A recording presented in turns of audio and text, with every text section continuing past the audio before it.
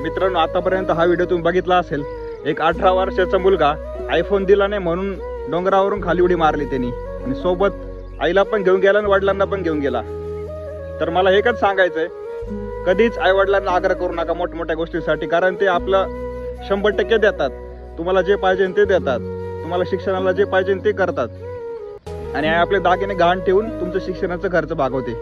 तर मला एकच सांगायचंय, स्वतः कष्ट करा, स्वतः मेहनत करा. तुम्हाला जी गोष्ट घ्यायची ती घ्या, गाडी घ्या, आयफोन घ्या. कधीच आईवडिलांना आग्रह करू नका मोठमोठ्या गोष्टींसाठी, कारण ते आपलं 100% देत असतात तुमच्या सगळ्या इच्छा पूर्ण करण्यासाठी.